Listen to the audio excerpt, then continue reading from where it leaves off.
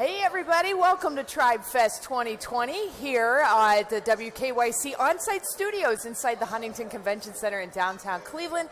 Jay Crawford joining me today. Hi Jay. Hello Betsy. This is my first year at Tribe Fest. What? Since I was a little kid. Oh my goodness. I've been gone. Well, we have the first guy up who is, of course, awesome. Chris Antonetti.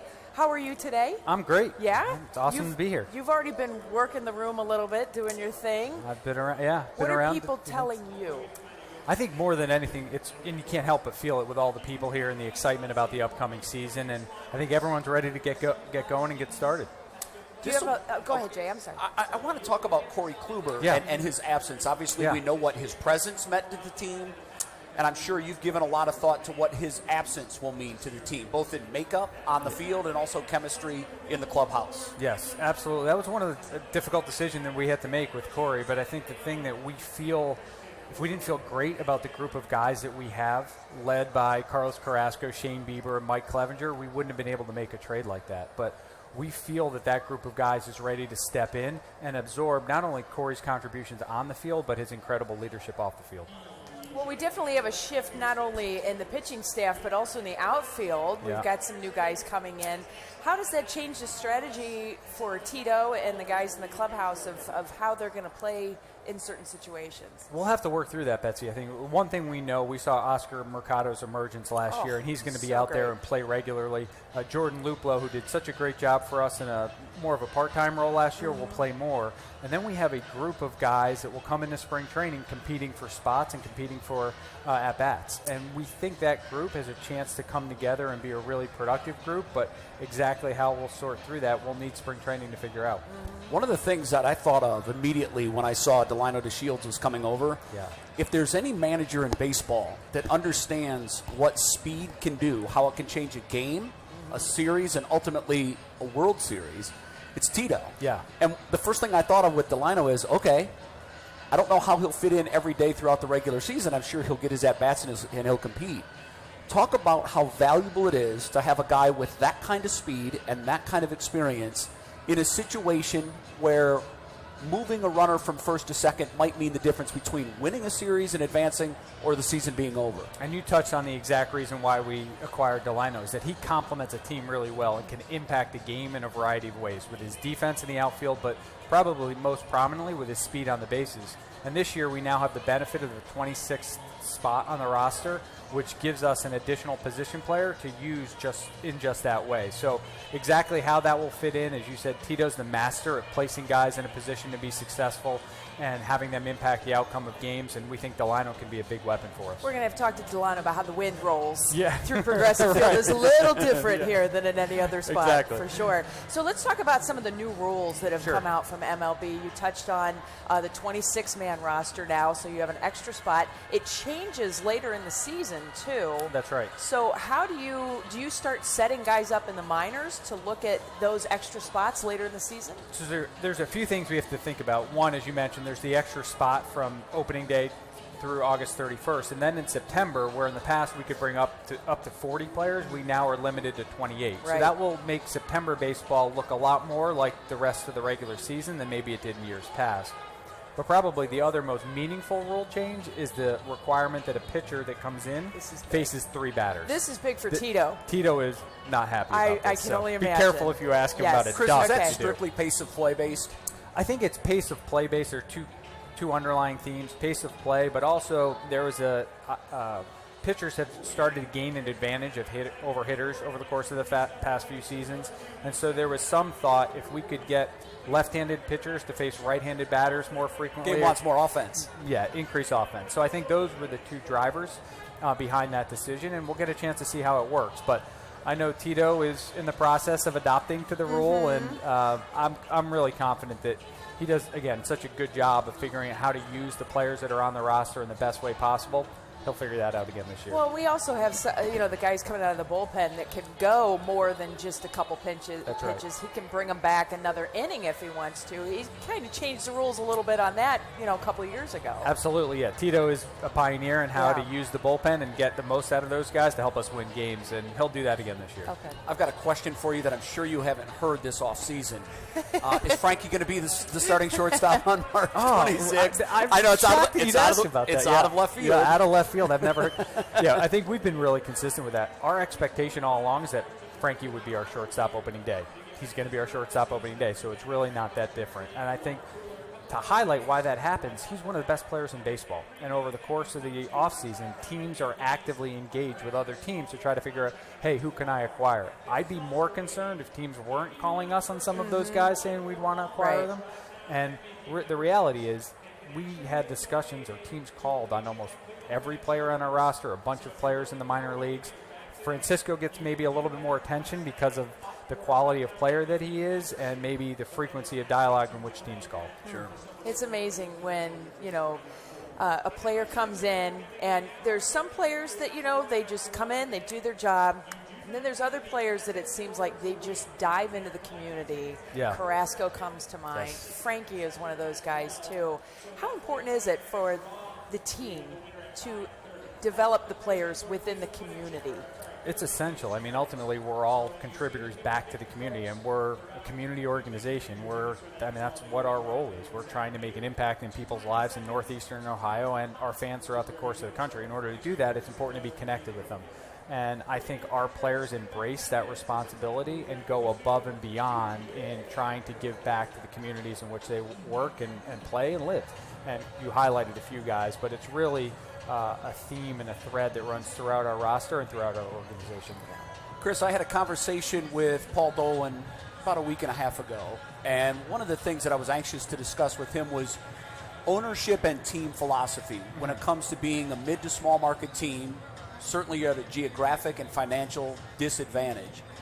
But one of the things that I don't think the average Indians fan realizes is the fact that since 2013, no team in the American League has won as many games as the Indians. And you guys have done it by spending $700 million less than the team that's won the second most games. Honestly, Chris, I'm a numbers guy and I love stats. I don't know that there's a stat that blows my mind more than that one. Paul was really tight to the vest on team philosophy. He said, I've picked good people and I let them do their job. But how is that accomplished in today's landscape that you can win the most games in a league over a stretch of 6 seasons by spending so much less? What is the bottom line mission statement? I think most basically it comes down to people. And the people, we have an extraordinary group of people throughout the organization that are working in the same direction. We don't spend any time on who gets credit, who doesn't, or when things go wrong, no one's pointing fingers. It's how do we figure it out to get better? And we strive to be not only great individually at our jobs, but more importantly as a team and how we work together. And I think what that leads to is we're able to bring in players into the organization that are aligned with that are relentlessly seeking to get better, and then create a great environment for those players to come in and then be the best version of themselves that they can be. And we've seen guys come in as unheralded players like Corey Kluber or Jan Gomes or Michael Brantley or Mike Clevenger or Shane Bieber, guys that may not have been the most prominent at the top of the prospect list, right, but came into our environment and with that group have thrived. In that vein then, if I ask you to split the success ratio, what percent would you say is scouting and drafting based, and what percent would you attribute player development? How does that pie split for you? So it would be really hard to splice that up. I think what we try to be is as good as we can in each of those areas, and as importantly, be integrated. So when players come into the organization, they have a good idea of what to expect. Sure. And we have some things that we look for in players that we try to acquire because we think there are certain types of players that will thrive in our environment when maybe some others might not.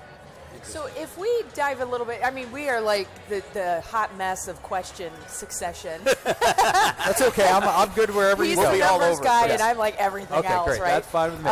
So when you hear about something like a 6.7 magnitude earthquake in Puerto Rico. Oh. And you know you've got guys who have ties there. Do you start reaching out to them? I know they're hard to get a hold of in the off season. They don't really want to hear from work. But obviously that's a pretty significant thing, and that's their home, their background, their families. How do you support them? So we exactly what you said, try to reach out to them immediately. We're really fortunate to have Carlos Baerga, who's exceedingly well connected to that community. Sandy Alamar's also has great ties to Puerto Rico and still maintains those. So almost before we could even reach out, Carlos had already sent us, hey, we've already checked in with these players. Here are the guys I've been able to reach. Here are the players, and families that we haven't yet been able to reach. And then from there, we try to think about how can we best support them, making sure they and their families are okay. Right. It's got to be a scary thing, especially because they aren't always in Puerto Rico when something would happen. You think about Hurricane Maria, and there's various things. So that's part of that team philosophy. It's really difficult, and in that case, our players were here, and their families were back home, and they weren't able to reach them for long stretches of time. And so I think maybe sometimes we can lose perspective a little bit that these are real people with real families and real challenges. Yes, they're asked to go out and perform on a big stage every night, but when they come back, they have the same realities that a lot of other people do. Did you have players, Chris, that were in peril, that lost a lot? So certainly in Maria, we were fortunate most recently that most of our players and staff, while they may have experienced some power outages and things like that, there wasn't significant damage. Right. Oh, thank goodness. So let's talk about the American League Central, because on paper, you can make the case that the Indians suffered substantial losses, and Kluber, Kipnis has moved on. There were some additions. Yeah. But the Twins, who were already arrived last year, were made significantly better, and the White Sox improved too. When you look at the Central on paper before you go to spring training, how does it shape out in your mind? Yeah, those teams are really good teams. I think that, as you highlighted, the Twins won 101 games last year, bringing back a lot of those guys and made some significant additions this offseason. So we expect them to be good. And the White Sox had a really good group of young players and have now added a lot of talent to that. So we expect it to be a really competitive division, but we feel like we're ready for that competition and are up to the challenge. Well, what about the Astros? Yeah. What did something happen with them recently? There was just some shadiness going on. Yeah. Okay. When you look back and you go, okay, did you suspect anything? So it's hard to say. I think there's always rumors in baseball and other sports about things that are happening, whether it's the NFL, Major League Baseball, NBA. All those teams talk about that all the time, but you never pay a ton of attention to it because it's really hard to substantiate. And so there were rumors about a lot of teams. The Astros were probably within that mix. But until you really hear something, you try not to pay too much attention to it, because our focus is whatever they're doing, let's try to make sure we have our house in order to go out and try to win games. Now, once you hear the results of an investigation, it's hard not to be frustrated as someone who competed against them and tried to play by the rules. That's fine. That's a great answer. But I want to point out he's good at this. Chris, you're very good. Thank you. So the Astros dink us in 17. They win the World Series. Comes out they were absolutely cheating. Cora takes that same system when he was the bench coach from Houston to Boston, and what do you know? The Red Sox win the World Series using a very similar system the next year. You can debate until the cows come home the impact that steroids have on the game. But this really, to me, is perfect proof that you can take a team that's already talented, and that can be the difference maker. And so I know baseball came down hard. The players weren't punished. The guys that were punished were management. In one case, Hinch loses his job, don't know if he'll work again, and he did what he could to try to stop it. Here's where I'm going with this. Why in 2020 don't we have a system where the pitching coach or the manager is on mic in the dugout and he relays the pitch that he wants the pitcher to throw to the pitcher and catcher and maybe the shortstop, because I understand the shortstop for positioning needs to know if it's off speed or fastball. Why don't we use something like that to just take out of the mix any opportunity teams would have to use other technology to steal signs? Yeah, so it's a great question. And it does, though, get to a broader question. Do we want, especially as information and analytics has improved, do we really want the pitching coach and manager to be calling every pitch? And if so, how long will that take to make that happen? The last thing any of us would want is for the game to end up being longer. Well, I would think it would be. I think it'd be quicker. It depends upon how it's implemented. So it could take. And the pitcher still has control. He wants to shake and wants to throw something else. He just shakes So down. if you go to a college baseball game where that's happening, where the coaches are, I think the SEC is using it, aren't they? Where they're calling on those games can sometimes be really long and cumbersome, and getting all of that group on the same page can actually add time. Maybe that's where you start to implement the pitch clock timers, and you actually use it. Right, and I think that's a strategy that we can employ. Is the pitch timer is something that can really expedite the pace of play without affecting the way the game is played. So that's something that seems to make a lot of sense. There are other mechanisms, Shay, that Major League Baseball has started to experiment with. Right. Communication that would allow immediate communication between the catcher, the pitcher, as well as all of the other fielders. And we started to preview some of that technology this past winter at the General Manager. Might we see that? I think at some point I do think we are moving towards that, because then that will take away a lot of the issues that come along with the science. I'd be all for it. Yeah. That'd be so interesting to I think see it's how that would look. Well, I love when newcomers go to a baseball game and they're not really familiar with the signage, and they look at the third base coach and they're like, What is he doing? and it's funny because some of these ideas come from outside baseball circles where they're like, you do know there's ways to communicate without. Exactly. And you can do it quicker. Yeah. You can do. You don't have to go through the sequence. The pitcher, in fact, the hitter doesn't have to come out of the box to check down every time. That's right. He Yeah, can there get are the other signal ways, from and the I third think base coach while he's in the box. The good news is I think Major League Baseball is starting to explore some of those Good. options. I'm glad to hear that. Yep. Who are you excited to watch this season? Oh, it'd be hard to pick just one guy, but. If I had to choose one, Emmanuel Clase, the reliever we acquired from the Rangers, maybe because he just happens to have one of the most unique pitches in baseball. He throws 100 miles an hour, and it's not straight. Ooh. And so try to hit that. Yeah. What someone was sharing a story when we faced him last year. One of our players came back to the dugout and said, "Hey, what do you got? What should I do?" And he just turned around and said, "Good luck." Yeah. So, at that rate, the only hope you have to hit 100 is if you guess the location and it doesn't move. It doesn't move, right? If so it's I'm excited. moving, So we're excited just to see how that will play he could out. be a game changer, and we think he's got a chance to really help us in the back end of the bullpen. Well, that's where I love to watch the Submariners. Yeah, because I love watching Adam Simber because it's so and different. knuckleballers too. Exactly. Yeah. Where's it going to end up? That's what makes the game so great. Is all different shapes and sizes, and you have one guy who's throwing 100, another guy that's throwing 86 from a different slot. Both of whom can be effective. Yeah, very good. Great, Chris. Goes without saying, we're behind you 100%, and so is everybody in this building. Good luck to you and the tribe in 2020. We'll be watching very closely. And real quick, you have a friend with you today. Yeah, Seamus. Come here, Seamus. Come on in. Come here. Come here, buddy. Come here. Come here. Who is this little man? It's my friend Seamus McCann. Come on in, Seamus. Come on in. There you go. You want to put on here? Come here. You can put on the headset for a second. Come here. Hi, Seamus. Can you hear us? Yeah, a little easier. Yeah. Seamus, where do you go to school? Emerson and Lakewood. Emerson and Lakewood. So how come you get to hang out with Chris Antonetti today? How come? Is he just because he's a nice guy, or? Yeah. Yeah? Who's your favorite player? Greg Allen. Oh, really? He's fun, okay, isn't very he? good. He's very sparkly sometimes. You I like the his speed, don't you? Yeah. Oh, very good. Do you good. play baseball? Yeah. What position? Second, shortstop, Attaboy. pitcher. You're an athlete. Well, utility player. Yeah. I mean, keep an eye on this guy, right? So do you get to travel to Arizona with Chris? I think you should ask him. Why not? Today's the day to do that. I was thinking more next year. Okay, that's when cool. you're a little older, a little Yeah. more mature to handle the situation. That's cool. Well, have fun today, Seamus. High five, buddy. Go Tribe. Congratulations on your big gig.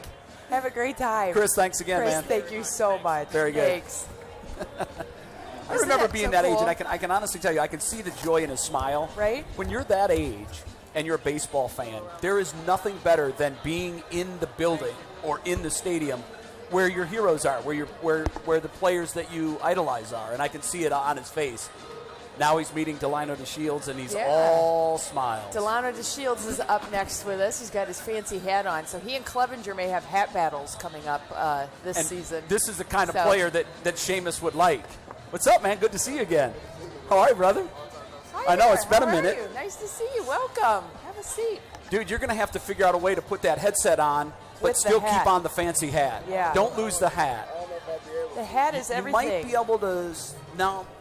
Maybe you can fit the hat on over top of the headset. There you go. See if that You works. and Clevenger are going to have hat battles.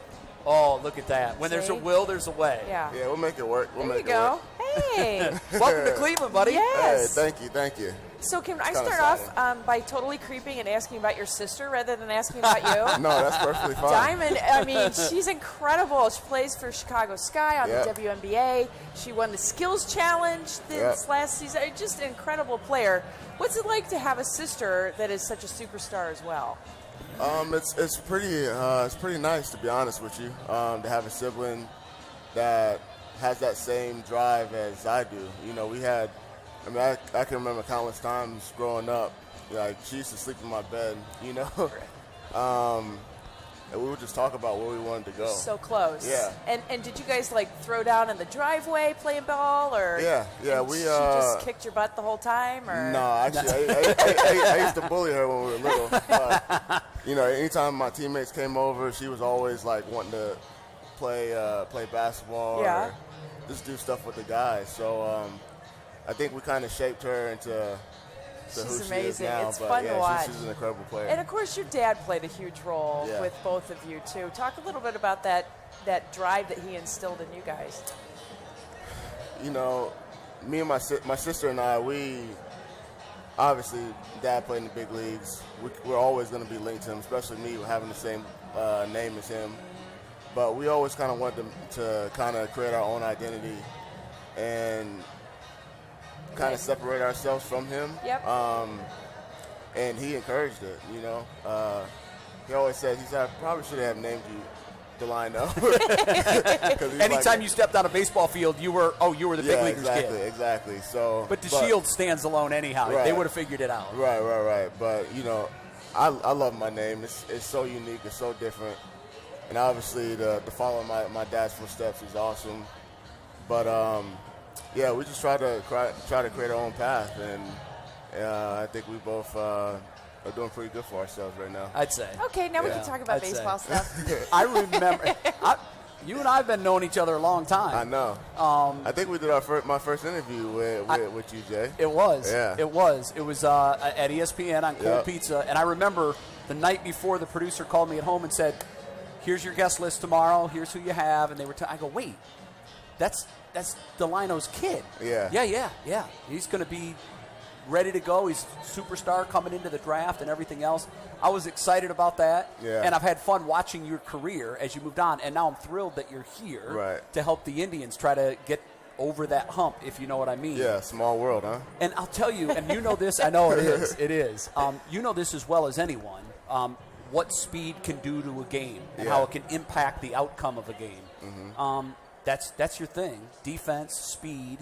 Talk about being here to play that kind of specific role, to be that guy that can literally win that one-run game once they get a runner on first, put you into the game, and you can be the difference maker. Yeah, I take a lot of pride in my legs and defense. You know, you don't really see a lot of guys stealing bases anymore. It's a lost art. Right, or playing small ball and stuff like that. So that's something that I really enjoy. I love running around the bases. I love taking away hits from guys in the outfield. Love robbing homers. You've done that a lot, by the way. Yeah. So I really think on a defensive level, I've elevated my game. Base running has just always kind of been a natural thing for me. And from the offensive side, I think I haven't even touched my ceiling yet. So I'm really excited just to get an opportunity to go out there and play and really show people what I'm capable of doing. So our home opener is at the end of March. Mm-hmm. It's cold here then. It's cold. We get this little wind thing going on in downtown Cleveland. How do you prepare for the conditions for a game? Is this something? What I'm going after is, you know, we have a lot of kids that are constantly watching you guys and want to know how you do it. How do you get better? How do you prepare for something like that? So, you know, how do you prepare for a game when you know it's going to be cold or you know it's going to be windy? For me, it's baseball. Like, it's a game I love playing. Mm-hmm. You know, you hear guys complaining about the weather all the time. Oh, it's too hot. It's too cold. But it's the big leagues, like, regardless of the weather conditions. Suck it up, Buttercup. Yeah, play ball. You're going to feel it a little bit, but at the same time, you get to play a game that a lot of people wish that they were playing. So I kind of that kind of gets me through it, just having that mindset of, I love baseball, and it doesn't matter what conditions I'm in. It could be snowing, raining, hot. I played in Texas for 5 years, Right. 110-degree weather. It doesn't matter. Well, you'll get the other end of that here. You'll get everything here. Yeah. It's kind of the fun part about it, for certainly. Did you talk to Dad about? Dad was traded for Pedro. Yep. So here's a guy who's a Hall of Fame pitcher, multi Cy Young Award winner. The same exact thing now is going on for you. You've been dealt for a guy that's won a couple of Cy Youngs and likely on his way to the Hall of Fame. Yeah. Did you have any conversations about, okay, so how do I handle this pressure? Because there's going to be pressure there. Yeah, I love the pressure, to be honest with you. It really pushes me and motivates me to be more than myself, to be better. So I'm really excited about that. But one thing my dad always told me is that whoever you get drafted by, whatever team you're on, don't expect to be there for your whole career. It's a business. Yeah, it's a business at the end of the day.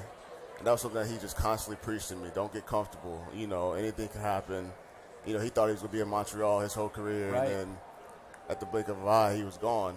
He played for 5 different teams. So, did you get comfortable in Texas? Because you were there a minute. No, I didn't think I was going to be there forever. Yeah. But I wasn't under the impression that I was going to get traded.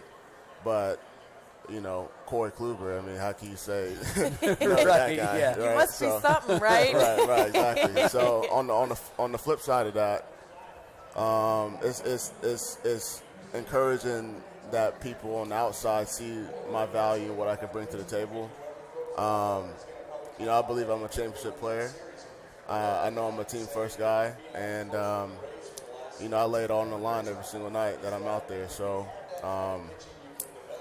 it was really strange, but having somebody to go through that, just a phone call away definitely helped. Yeah.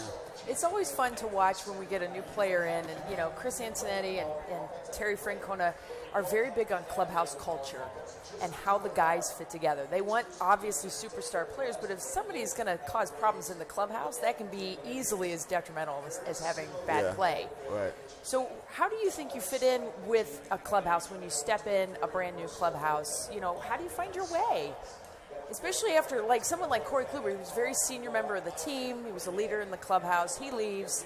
Things are going to be kind of shifty around there. Do you step up right away and guys, I'm here, let's do this? Or do you kind of hang back and watch? I don't want to come here and try to lead this team. You know what I'm saying? I just want to come here and just really compliment the guys. And if they ask me something that they might not have heard before, I think I bring a different element to this team.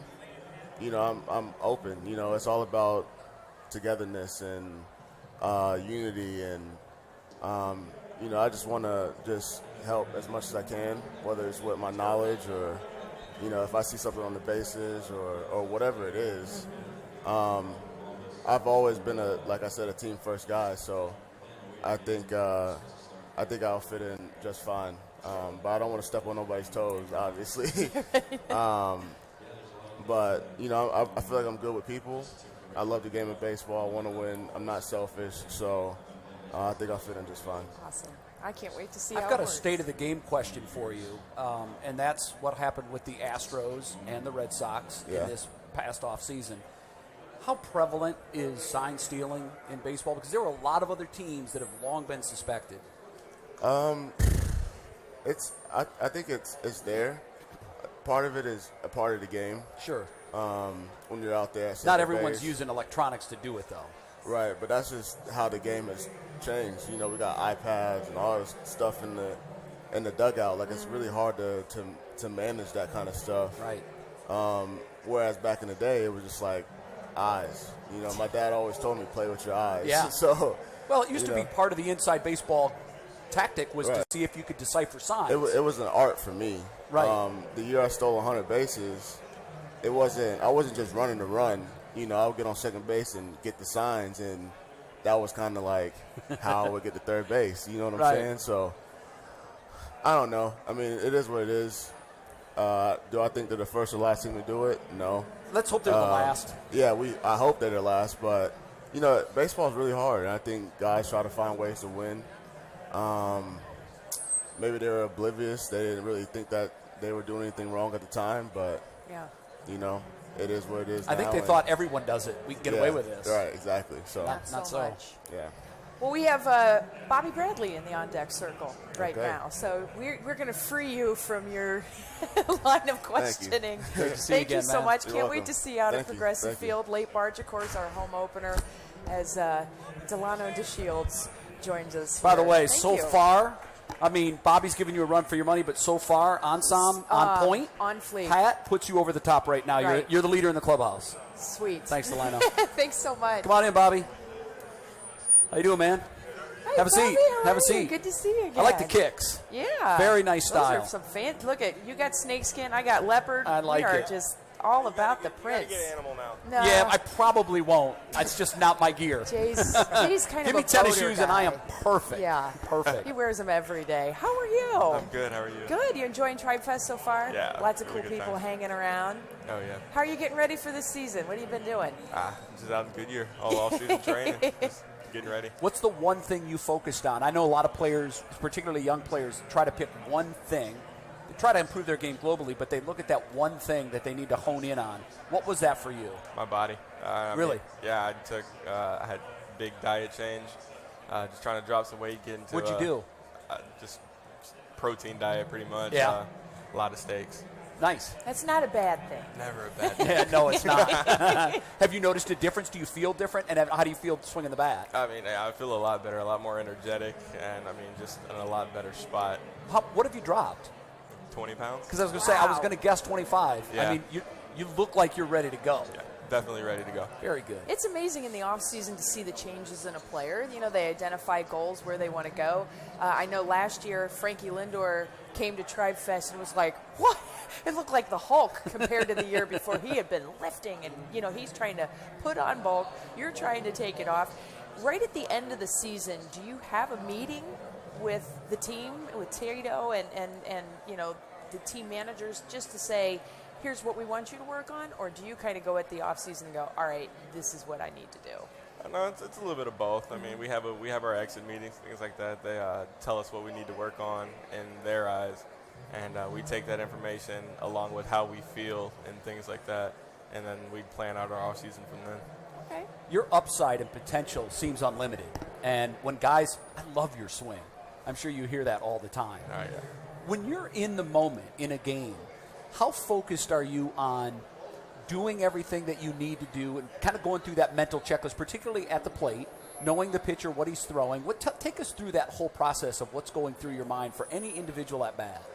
I mean, I try not to have anything going through it. I mean, that's when I feel like I'm going my best. But I try to get all my thinking done before I step in the box. It's like, well, you'll see me like rake it. I'll come out, I'll swing, Right. and I'll take that big deep breath and then blow out. Cleanse yourself and get Yeah. ready to go. See ball, hit ball. Right at Yeah. that point, yeah. That usually works. Good. When you look at the Indians and how they kind of shape up coming into this season, the White Sox got better. The Twins won 100 games. They got better. Where do the Indians fit in right now in your mind? I mean, we still got better. I mean, with all our additions, even though we lost a couple guys, I mean, we still got most of our guys from previous years. And, I mean, we've been winning with the guys we have, and we're going to win with the guys we just got. Do you want to tell me about your bracelet? You have this great ensemble, and you have this bracelet, and it looks like you've worn this thing for a while. Yeah, I've worn this since 2017. What's it say? When I was in Akron. It's Philippians 4:13, and it says "Be strong" on it. Right. I mean, just so like if I ever feel like I'm in a slump and I'm kind of getting down, I just look at this as a reminder. It's just like, be strong. Like there's always going to be hard times, but I can do all things through Christ who strengthens me. Great approach, brother. That's Yeah, really great cool. approach. It I is. like that because it's just something that. Do you wear it during games and everything? Yeah, I So never take it off. It I never still comes got off. Oh my gosh! it never comes off. That's very cool. It is a part of you now. Yeah, pretty much. Baseball players are superstitious, and I love talking to guys about their individual superstitions. And I know you have some. I can tell I you have too do. many. So give us some of the more quirky ones that might kind of surprise us. I don't cut my nails. I noticed that. Yeah, your nails are better than mine. Yeah, I don't cut them. Doesn't that? I would think that on the bat wrap that could be an issue. I've never had a problem with it. Really? Yeah, but like if they break, they break. But I won't sit there and like cut them during. Now, the how did season. that start? As a kid, I mean, I just never did. Like, it was one time, like, my nails were long. My mom cut them, like, in the middle of, like, the season. and you hit a slump. Yeah. And you said, that's it. It was like, never again. I know that they're feeling. They're staying long. Yeah. Wade Boggs used to eat chicken before every game. Do you have a pregame meal ritual or anything that you feel like you have to do before every game? No, not necessarily meal-wise. I mean, Yeah. I listen to the same exact playlist at the same exact time. Who's on the playlist? Yeah, let's hear it. Just a lot of Kevin Gates. Kevin Nice. Gates. Yeah. Wow. Literally, I'll put it on shuffle. Same playlist. Doesn't matter what songs come on, as long as it's that playlist at the same time. Consistency. And I have to finish with the same song. I love baseball players and superstitions. It's so fun. It is. It's a study, really. It is. It shows you how much thinking goes on, even though, like you said earlier, you try to clear your mind and not think, just react. Who's the guy on the team? I think I have a guess, but who's the guy on the team that has sort of taken you under his wing, or a guy that you look to for guidance, and when you're maybe in a slump or you're having problems with something that you go to? Who is that? Either Lindor or Santana. I had Santana. I thought for sure. Either one of those. All right. Those two welcomed me with open arms when I got here, and I mean, they're like, anything you need, like, just come ask. Like, just don't be afraid to ask. It's such a big deal, too. I mean, that builds camaraderie in the clubhouse. But the cool part for the rest of the world is that that's really how they are. I mean, they're just genuinely awesome guys, and they really want to help their other teammates out, and they help so much in the community, too. Oh, they do. They're great. What was your favorite moment last season? I mean, just my debut day, just that whole day in general. I mean, it's still surreal to me. Like, I still don't think it really happened. Oh, it happened. What was it like? I mean, so just kind of take us through. I mean, so just like driving up the night before, like knowing that I got called up. Right. I mean, just kind of like just driving up the interstate from Columbus. Who was the first call you made? My mom.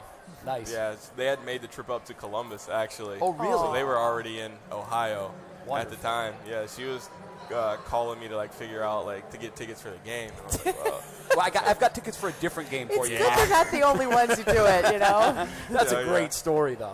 oh, yeah. That's cool. So then you got called up, and you get to the ballpark, and you walk in that clubhouse. Obviously, things are probably a little different at Progressive Field than in some of the minor league I mean, ballparks. a lot different. I mean, just, like, walking around the clubhouse and, like, realizing all your dreams are coming through and you're like, in that big league locker room.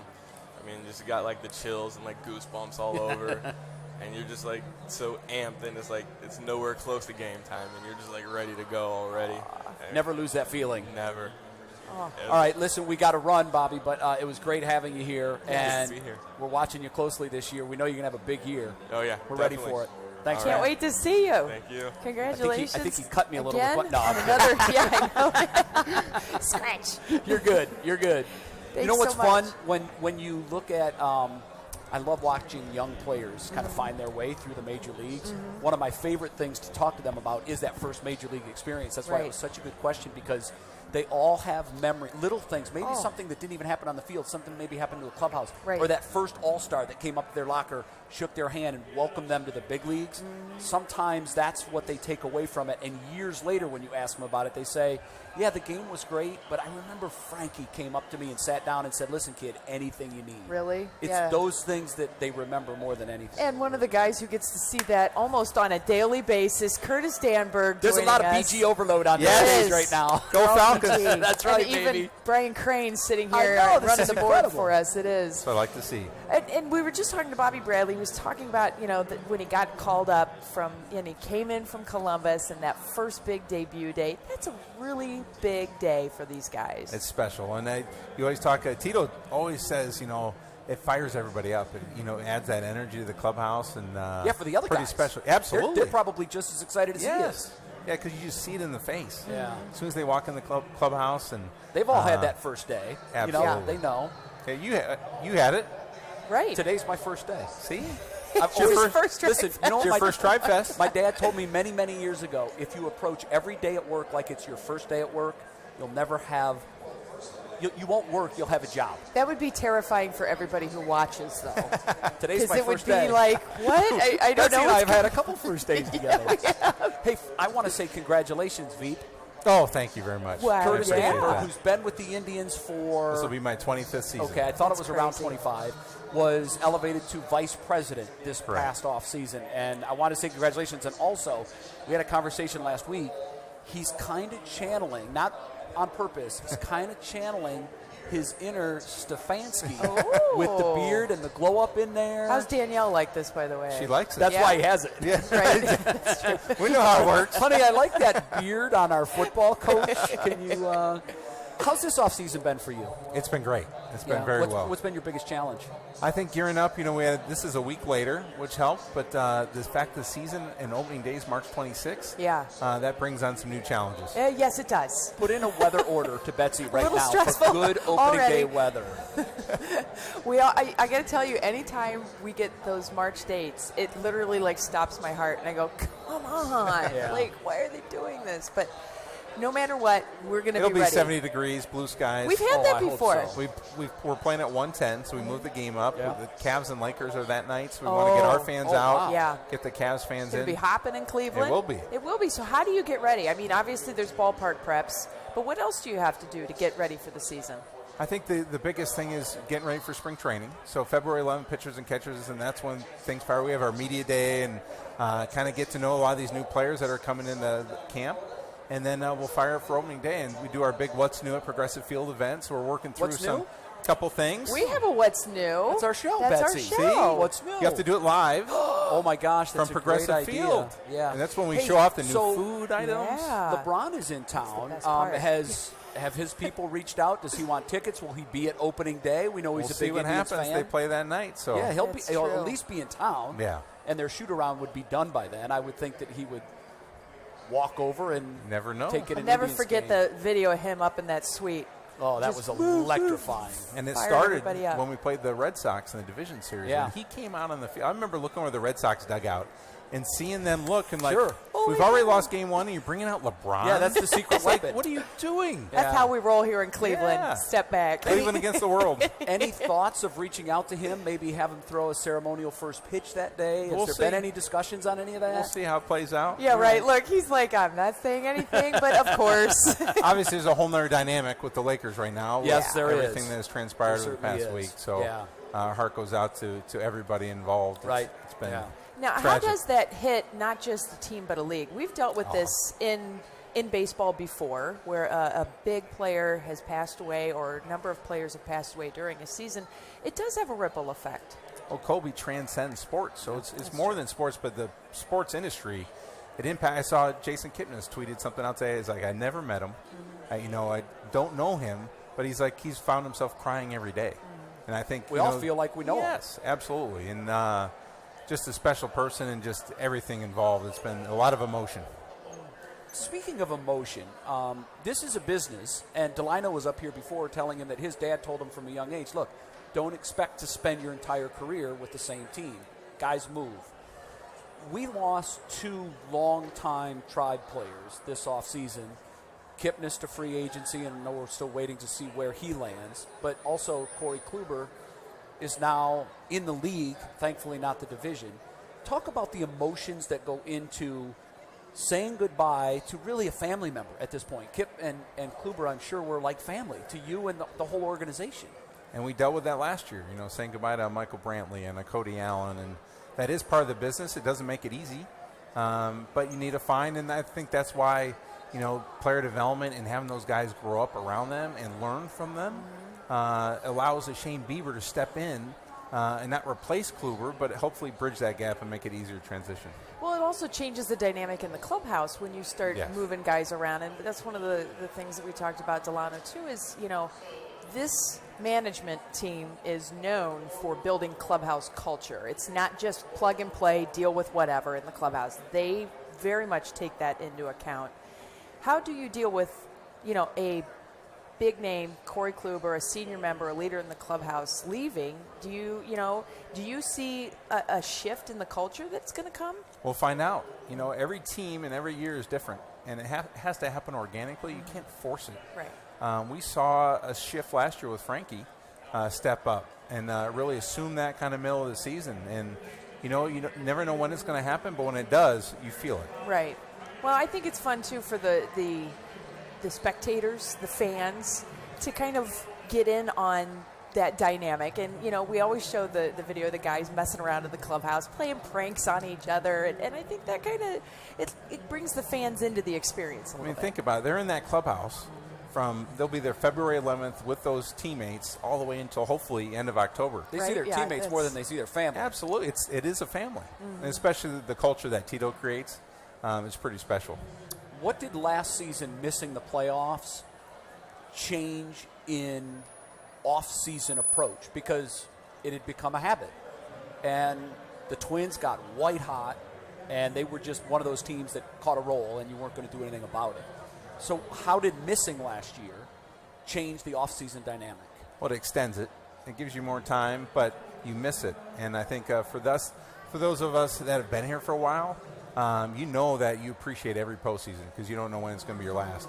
Right. And when you don't have it, it just settles in that, hey, we need to get back there soon. And we're hoping to make that fire and make that force and make it happen this year. I think it would be really fun to see new people on the field. Obviously, every year we're trying to bring new people to the ballpark, so we've talked a little bit about what's new at the ballpark. Can you give us a preview? Well, I will tell you we're 54 days away from playing games at Progressive Field. Do you guys have a Opening checklist day. in the basement well, somewhere? Well, out there in Gateway Plaza, we've got the countdown. Yep. So anytime we're walking in to work, we always see that countdown. But it's amazing to see that the build-up.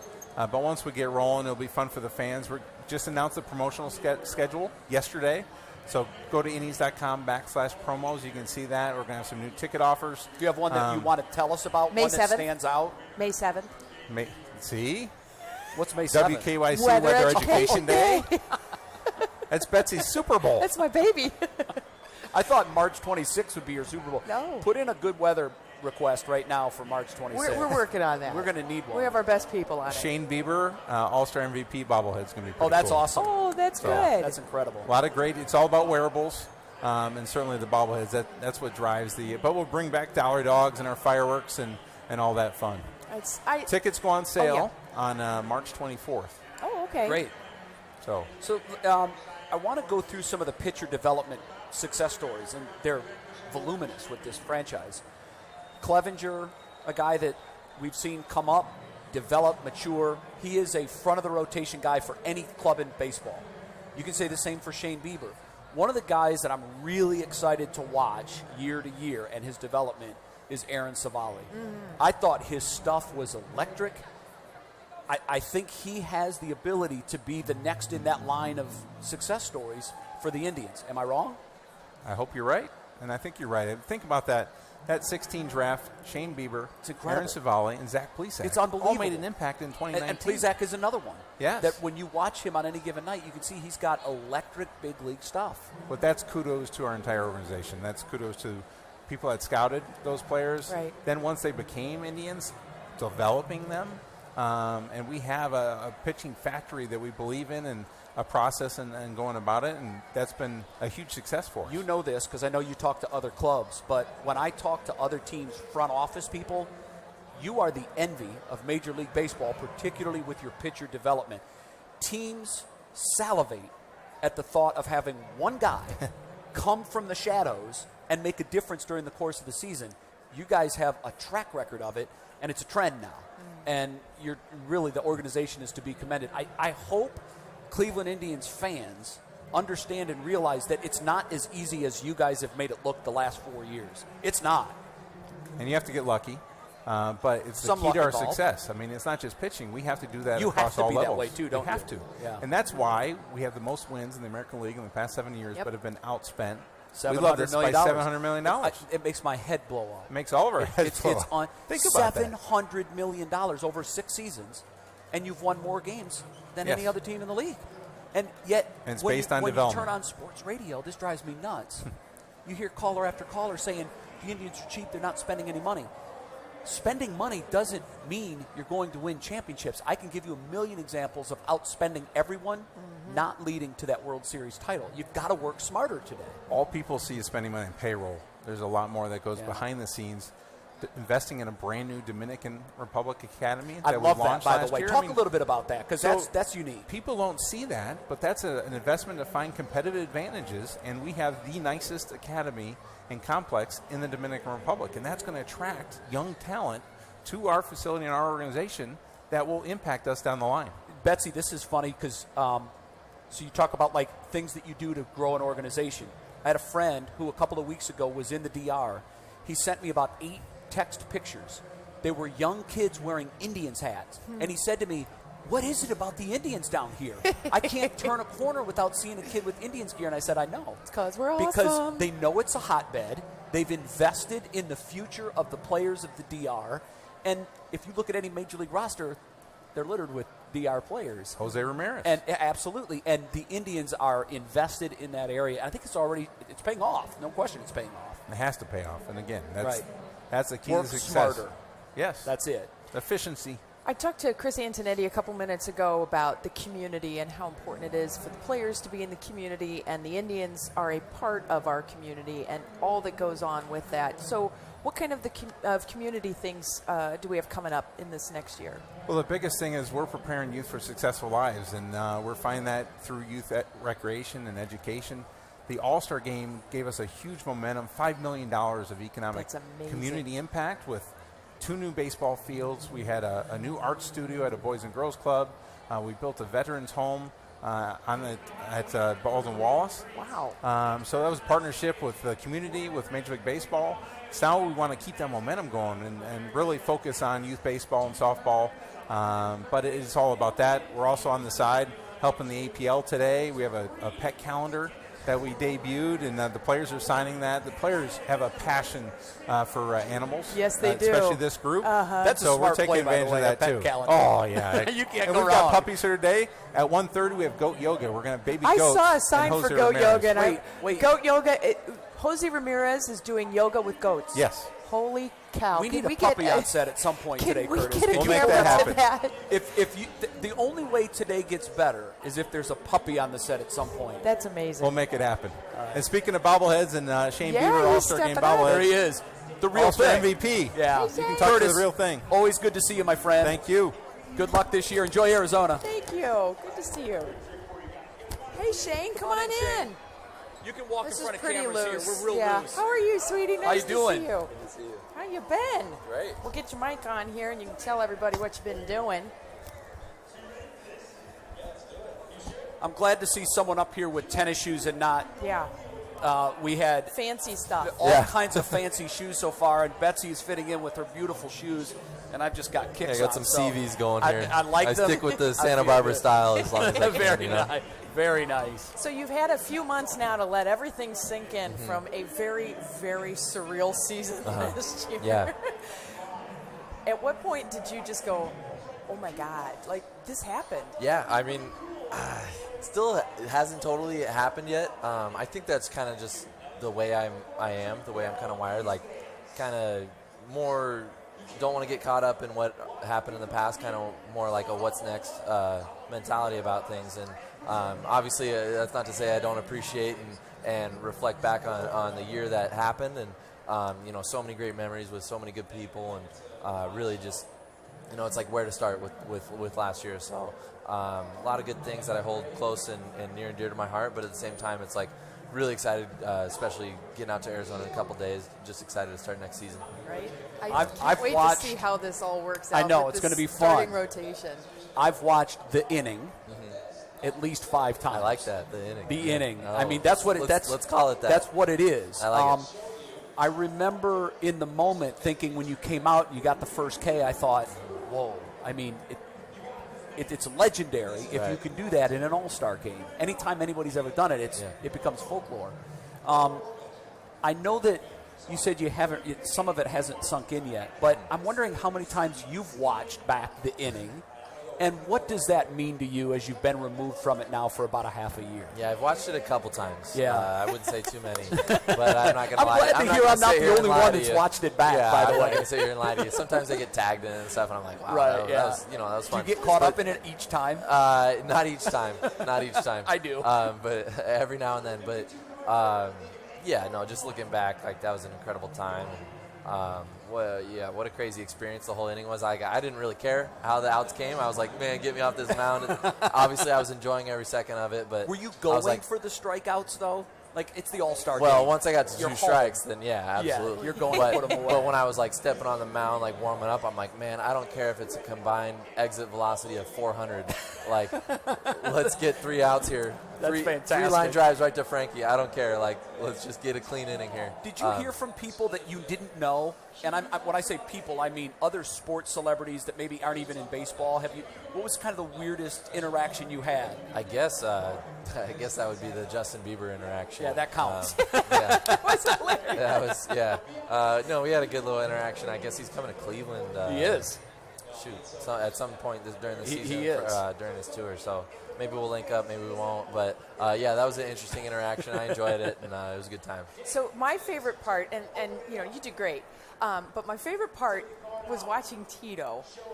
After you got that third, I watched that reaction more than I watched the inning. It's classic. Because it's phenomenal. it's just so pure and just genuine. That's him. It totally is. So afterward, once you finally saw that, I don't know if you saw it live and in action or if you even remember anything. I just saw the camera, yeah. But when you saw that, how'd that make you feel? Oh, unbelievable. I got tagged in it, and everyone was like, well, we know what happened, but did you see Tito? And I was like, no, I didn't see it happen live. And then obviously got tagged in a couple times, and I saw his reaction, and that's when I was sitting down watching, and I was like, man, that really is Tito. He wants the best for his players, and he's always their biggest fan, biggest supporter, and he always puts guys in the best situations. But can't say enough about him, but the support that he brings, not just me, but really everybody on the team. So it's incredible guy to play for, and you love going out there for him every day. Totally. Yeah.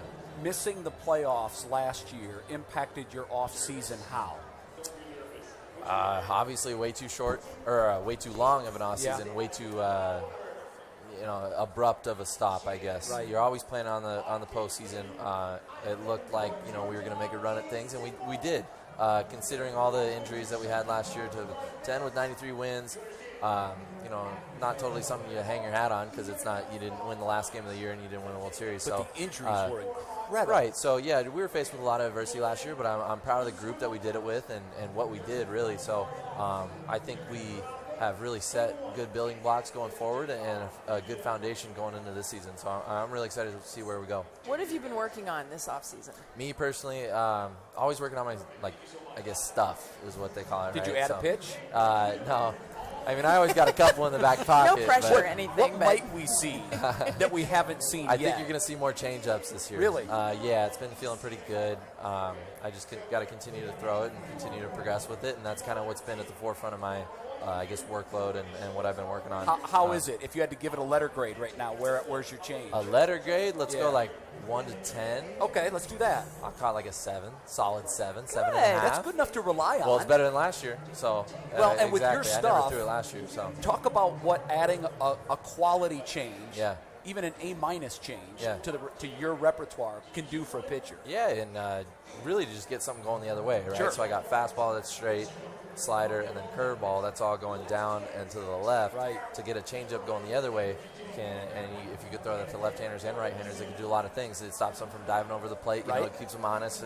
Something coming bearing in on them. So I think it could be really, really useful. You throw a circle change? Yeah.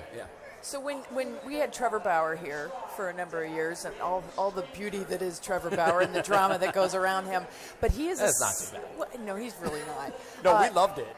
He is a savant to the small details and the fine tuning of pitches.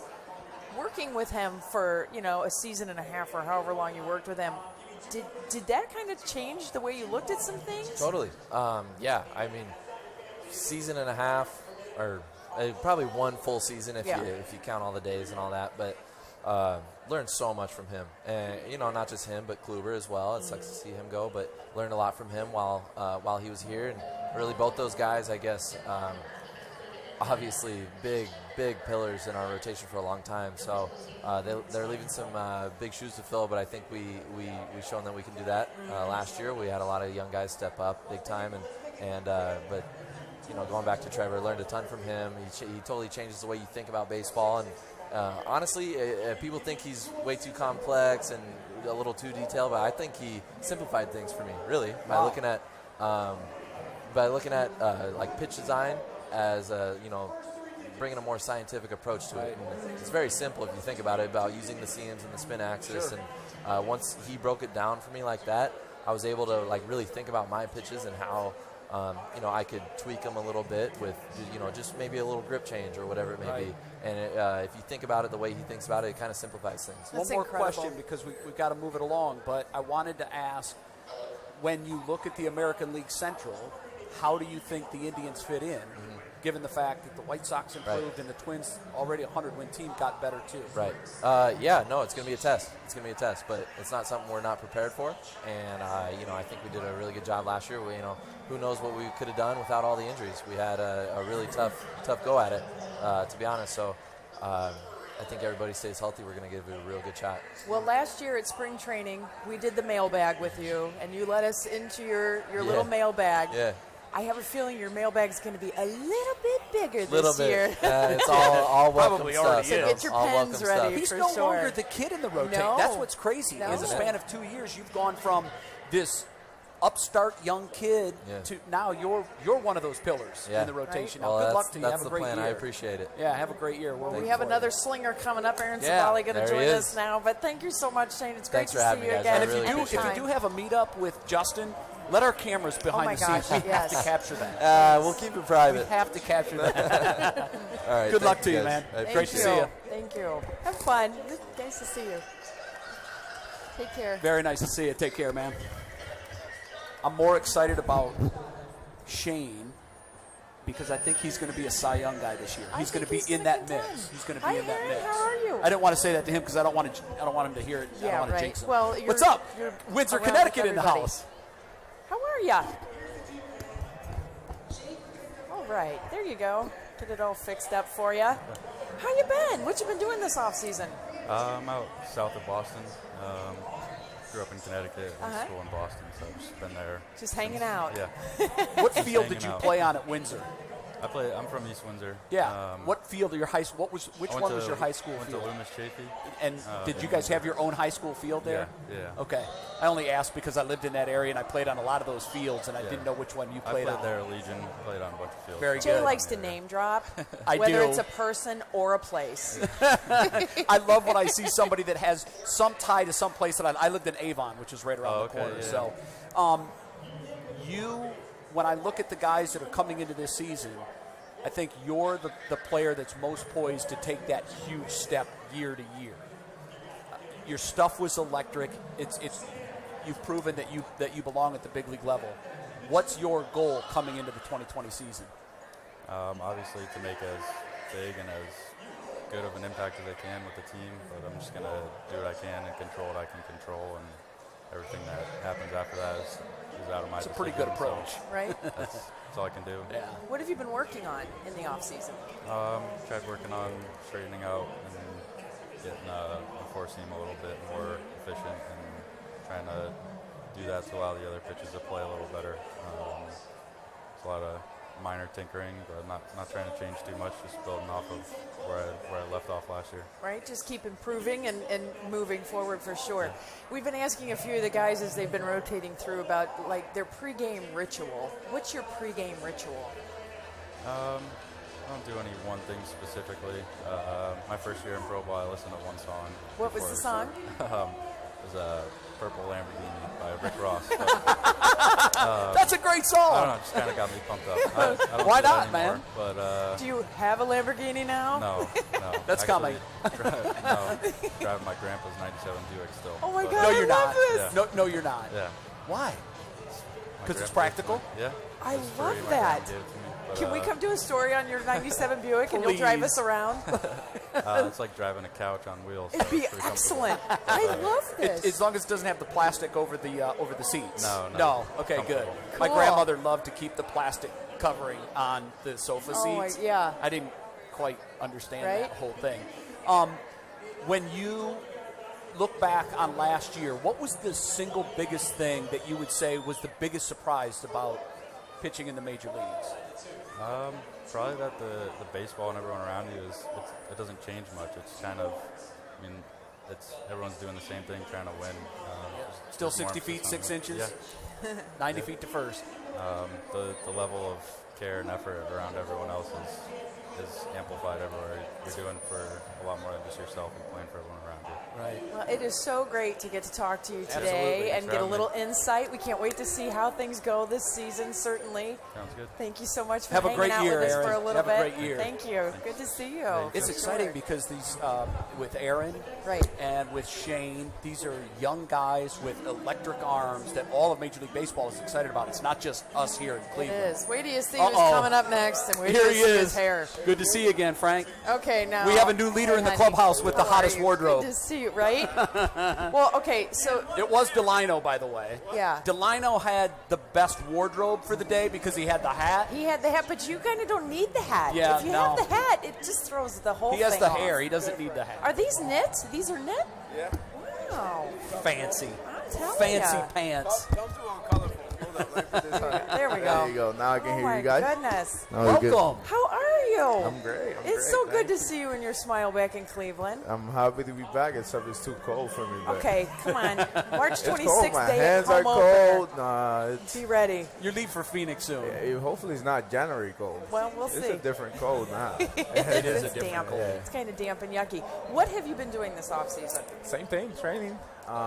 Playing with my dogs and being with my family. I travel a little bit, not too much. I try to stay home this year. Home in Florida or home? Puerto Orlando, Rico? yeah. Okay. Florida. I've been to Puerto Rico back and forth. We'll talk more about that. Yeah, that's where most of my travel has been. But besides that, it's just time to enjoy my family. That's wonderful. Yeah. So let's talk about Puerto Rico real quick, because obviously that has a very special place in your heart. Yeah. Hurricane Maria was so devastating to the island. Now we've got these earthquakes going on. Yeah. Have you been back again? You said you did travel back. Any changes that you've noticed? Well, this time is more mental. You know, last time it was like you could see everything being beat up and places have changed. This time, unless you go to where the epicenter is, you don't see that much damage. You see damage on people's. That's more in the southern part of the country, yeah, right? Yeah, when you talk to people, that's when you realize they're going through tough times. You know, you standing in a spot, and all of a sudden they say, "Oh, it's shaking." And you're like, "No, it's not." You know, Wow. it's a little different, and but it has. Everybody's scared. Everybody's got notifications on their phones to see if he actually shook or not, but. People are going to be fine. People are going to be fine. It's just a matter of time, God willing, everything. Resilient everything is good. community. Yes. I know some of the other guys have ties there too, so of course our prayers go out to the whole community. Thank you. Thank You are not used to not playing baseball in October. How did that change your off season? Other than leave you in a salty mood. Yeah. You guys crazy about that one. I wasn't in a really happy stage. But no, halfway through October, I'm like, I got to start training. I got to start doing something. My dad was the one that kept me away from doing stuff. It was like, just chill, you know. It don't matter. Give your body a break. Yeah, he said, don't matter how long you got off. You've been doing this for a while. Your body knows. Once he gets going, you'll be fine. And if you've been ready every year starting in November, you'll be fine. You know, you don't need the extra month because you lost a month. And that calmed me down a little bit because I'm the type of person that watch baseball for a week and then I'm like, I got to go do something. You know, I got to go do something. So I try to stay away from all the baseball channels. That way I don't get too anxious and Right. I want to play the game. Did you watch the World Series? Yeah. Yeah, I watched a few innings here and there. I wanted to see Michael Brantley. Yeah, I watched it. I watched it. I didn't watch every game, like the whole entire game, but I watched certain innings. Sure. It has to be hard to look at it. Yeah. On one hand, knowing Yeah. that you've been there and you know what's going on. Yeah. Yeah. A little salty. Yeah. It's okay. Throw the shade. It's all good. Yeah. So how do you break away? How do you like to relax? What do you like to do non-baseball? I ride my bike. I travel with my family, whether it's in-state or out-of-state, which there wasn't much of that. But a lot of time was spent at my mom's house or people coming over my house, my family. This year I lived with my my two best friends and my nephew. So they were staying at my house. And seeing my nephew grow and seeing his process every day, it was a little different. Took me back to when I was in high school trying to grind. I mean, not trying, I was grinding to be a professional baseball player. Knowing your approach, you picked one thing this offseason that you focused on and you wanted to improve on. What was it, and what kind of strides do you feel you made? Paying attention to little details. Like? Not be on my phone as much. That's a great tip, by the way, for all of us. Yeah, we spend so much time in the clubhouse. We get to the field at 12:30, and then we leave the field at 11:30, and we have so many hours throughout the day. I'm on my phone, most of it, except when I'm in the weight room or when I'm in the cage or catching ground balls outside. The rest of the time, I'm on my phone, either watching videos on pictures or texting or, and just scrolling through Instagram, and it's mindlessly wasting time, really. Wasting time, and then I find myself going to my workouts this year, and it's one of my goals. I'm going my workout, I'm scrolling to the music that I'm going to pick, and next thing you know, I'm texting somebody. And it's like, come on, it's just. Were you successful? So have you cut down the amount of time that you have the phone in your hand? It's a work in progress. Yeah. I'm a little bit better. Good. Yeah, but just paying attention to little details. My phone, saying hello to more people, embracing more my family, the high school kids. Every time I'm on the field, spend 10, 20 more minutes with them and just try to teach them, help them on something they have going on, and not only ask people about baseball, is family. How's your family? How you doing? How's your mind? Like how's your body? Stuff like that. That I feel like it's the only thing that I was missing, because when it comes to the game, I already know how to play the game. Right. I know how to play the game. If I focus, I'm gonna put up the numbers and I'm gonna help my team win. So it's just a matter of being better. Speaking of focus, how do you keep out the distractions? There's been so much talk about trades and drama, and your name is always at the top of that list. Yeah. How do you keep that out? I'm being blessed with a great group of friends and my family that they don't bring it up to me much. They they understand the process. They understand how everything goes down. Right. And there's no trades being made if I say, hey, I want to go to this place. Right. It's out of your hands. Nothing. I don't control it. I don't have a say. It's a business. It's part of it. And I know I want to be the shortstop of the Cleveland Indians. I know the front office want me to be the shortstop of the Cleveland Indians. It's just sometimes it's a business, Right. And I can't control it. It is what it is. Well, Cleveland loves having Look around. you here. Look it's around. not just the team. They love you, Frankie. It's the fans, and you have so ingrained yourself in our community, and everybody just loves you. I'm blessed to be in it. We will always root for you. Thank you. We really will root for you most if you're with us, but we will always root for you. You are a Cleveland guy now. Thank you. I feel like I am. Thank you. Frankie, have a great year. Yep. Thank you. We're pulling for you, man. Totally. Thanks for stopping by. Yeah, It's nice always good to seeing see you.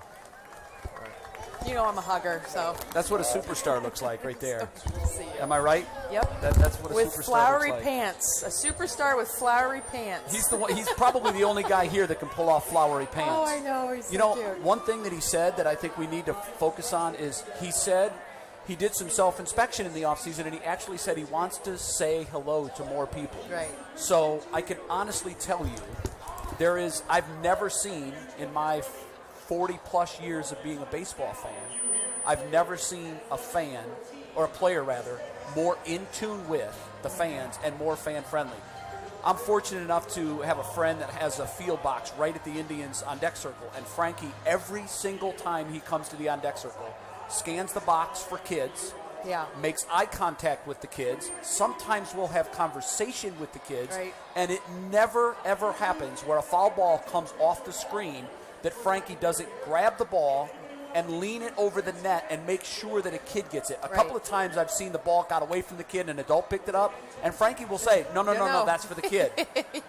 I love Frankie Lindor. He embodies Cleveland Indians baseball and Major League Baseball, and whether or not we're lucky enough to enjoy his whole career as Indians fans, you said it best. I'm going to root for that guy for as long as he puts on a uniform. He gets it. There's some guys that really embrace it, and there's other guys that it's just not in their comfort zone, and everybody understands that. But, man, it is such a critical part. You know, it's funny, the kids starting lineup that happens on Sundays throughout the season at Progressive Field when they have a home game. It is Kids Fun Day. They do so much stuff for the kids, and one of the really cool things is there are kids who are sent out on the field to position hold before the game starts, and then the players go out and meet these kids. It's a really big deal. And the kids who stand there with shortstop, I always tell them, if we get to talk to them before the game, I say, now look, he's going to talk to you. And they have literally almost delayed the game because Frankie is having this conversation with this kid, and he's hugging, and I mean, it's hysterical to watch him. Yeah. But he's just such an endearing figure. And, oh, my God, is he talented at baseball. He's a five-tool player. He'll go down as one of the all-time great shortstops. I'm convinced of that. And I will say that, and I don't want to disparage players who don't prioritize fan interaction, because I understand when that's their office. Right. And like your office, you're in your groove and you're doing your thing, and those around you have to respect it. You've seen that. I have, but we all have our own thing. That stadium is the player's office, and they're there to do a job, and they're focused. And quite frankly, as a fan of the team, I'm glad they're that focused. But I will say this. I wish that we had more Frankies. I wish we had more players that were willing to give of their time the way he does, because we all benefit from it. The game, most importantly. Well, another one of the guys who's big in our community, Carlos Santana. Hola. Carlos, how are you, my man? Good to see you, brother. Did you have a good off season? Great, we'll get you seated here. You look to be in tremendous shape. You look great. I'm working hard this year, early, and ready to go. Hey, is it my imagination, or is your body different? I think it's a little bit different. A little lost weight, and you just look. You look. Yeah. I mean, you're ready to go. I'm working hard. Good for you. Good for you. And I'm feeling more strong, more comfortable, and I eat healthy too.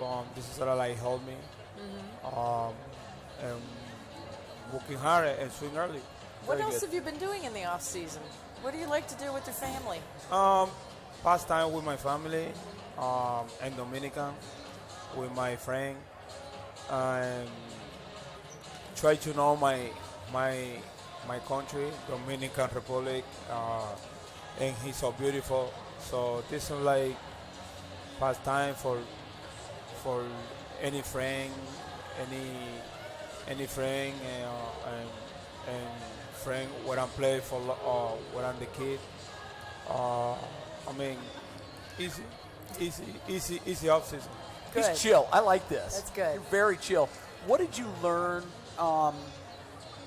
leaving Cleveland and then coming back to Cleveland? How did that change your perspective? Living Cleveland, it's not like big different. I mean, I learned. I mean, every time I mean is like same for me. I mean, and I know.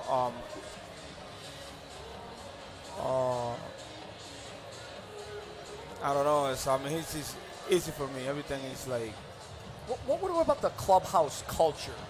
When you left, what did you notice about the culture of clubhouses outside of the Cleveland Indians organization? Was there a difference that you picked up on? Oh yeah, he's different. Like inside, it's like a family with the player. Like outside, I had to know with the people. The people how know where I live, with the fans. So he's like different. Yeah. Talk about your relationship with Terry Francona, because it was so iconic when we went up through the World Series and everything. You're kissing his head and picking him up and all of this fun stuff. When you came back, was that like, were you so excited to see him? Was that a part of it? Oh, yeah. You know, Tito, he's like my dad. You know, I was there for her for a long time. So, I mean, he's a great guy outside to the clubhouse. You know, and talk to all the year. I mean, I love him. I don't have problem for him, and I love Tito, and I learn from him a lot. Yeah. And he tried to talk to me how's the better person outside and inside to the clubhouse. So I mean, I love him. It's like my dad in baseball. How does the makeup, the chemistry of the team change with no Corey and no Jason? I mean, you know, Cody and Kip, they great player. Everybody know like baseball his business. So, but we have to right now. We have to a lot of younger player, and nothing change. You know, and nothing change. That right now I'm the more guy older to the clubhouse, and I try to everybody happy and keep it to the same place. Bobby Bradley was up here a couple minutes ago, and he said how important it was when he made his debut. He came up from Columbus, and he said you were right there, and just what an incredible feeling that was for him. He really appreciated that. How do you hold your hand out to the new guys? How do you like to make them feel more comfortable? Yeah, I mean, I'm happy for him, you know. So first thing we see in the speed training, and we know when he come to here, and I give you a hug, and I try to tell a couple things, like say, hey, nothing, baseball, no change. I mean, it's like more experience here, but the baseball, nothing change. Keep it play, enjoy your time. You know, like I try to do a couple points, and he can help and feel comfortable to the clubhouse or when he play here. How do the Indians fit into the American League Central puzzle this year? The Twins got better, the White Sox got better. Yeah, I mean, everybody think about Minnesota and the White Sox. They signed a couple free agents. But for Cleveland, we play. We're not scared. We had the best starting in the division. The team signed Cesar Hernandez. We have like same thing with the last year. It's a nothing change. The only guy he's leave is kidney, and Cody Kluber. They know he not throwing like 100 innings. So. Sure.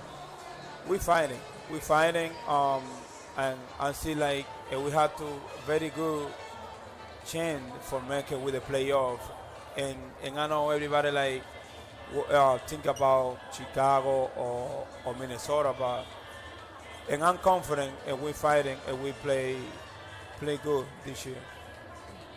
When you look back between the off season last year and getting ready to leave for spring training, was there one thing that you focused on from a baseball standpoint, not necessarily sculpting your body, but was there one thing that you spent more time working on from the end of last season to the beginning of this? Yeah, I mean, every year for me, I had to work more early, you know, because the more older. But for me, I'm worried about my body because I had to eat healthy, do a massage. I had to do a lot of things like baseball I'm doing later. So you'll focus on that in Goodyear? Yeah. I mean, it's a nothing change. The only thing what I'm changing is and one working more early, my body. Right. So we're not getting any younger. No, this is a little bit focused for my body right now. Well, Very good. we are so excited to get you guys playing again and get back in the stands and get to watch? I mean, I'm so excited. I wanna the season start right now. I wish it did It's too. coming fast though. Spring training is 54 literally days. less than 2 weeks. What? 40 54 to opening day. or 54. month and a half, right? Yeah. Something like that. Yeah. Yeah. I mean, I'm ready to go. I want to play. All right. You look like it. Yeah. Have a great year. Thank Thanks you. for stopping So by, good Carlos. to see you again. You too. Thank you. Take care. Carlos Thanks for chatting Santana, with us a little bit. one of the leaders of this Cleveland Indians team, and certainly will be a big part of the team's success in 2020. And one of the guys we're really excited about for this year's starting rotation is going to be joining us. Yeah, now. Large Lenny. I'd like to Come see in him. here. I'd like to see him jump on the mound and throw again. Great, how are you? It's so good to see you. Cleveland little legend surprise. Len Barker. I was a little surprised to see you, honestly. You weren't on our list. Hi, Jay. How are you, Len? I'm doing great. You look great, by the way. Oh, thanks. You look absolutely great. I know you hear this everywhere you go, at least when you're in Cleveland, a million times, but it's one of those moments as a kid I'll never forget where I was. My family loved to camp, and we were camping, and we were on the fringe of picking up a television signal, and as the game went on, the signal started to fade more and more. So my younger brother had to go outside the camper and literally direct the rabbit ears towards Cleveland. That's how long ago it was. Yeah, exactly. Yeah. But I'll never forget when Manning camped under that ball, because there wasn't much to root for the Indians in those 70s Right. and 80s Yep. years. That's right. Betsy wasn't even born, probably. I was.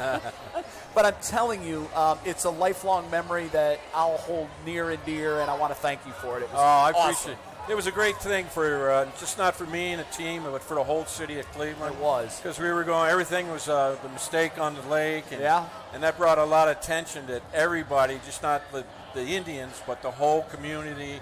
And it was a great thing for the city and the state of Ohio. I'll never forget it. It was fun. And the cool thing too is, it's kind of a singular event, and we're just waiting and watching to see when the next one will be. How is it fun for you to watch, or is it a little bit of like, come on? No, I once wanted somebody for the Indians to throw a perfect Yes. game. Yeah, so it'd be history, another one for Right. Cleveland. It's been a long time. 1981. It's been a lot of Yeah. years. I've been pulling for the guys when they're getting ready to We've get. had some that have got close. Yeah. But eventually, one of them might do it. It's not an easy feat. Right. You got to have a little luck on your Well, side. and there's too. some mental game And going on sure, big time. Sure. Because I want to test my memory. Was it May 15th, 81? Yep, May 15th. I have a question for you. I'm a big baseball card collector. And Betsy, mistake cards are rare. Oh. I don't know if you know this or if you've heard this. You probably have. I'm pretty sure I have a card that says perfect game, Len Barker, Ron Hasse. Yep. But I'm also pretty sure I have another card that says perfect game, Len Barker, Bo Diaz. Right, That did happen. I'm not imagining that. Yeah, and Hasse was pretty peeved about that.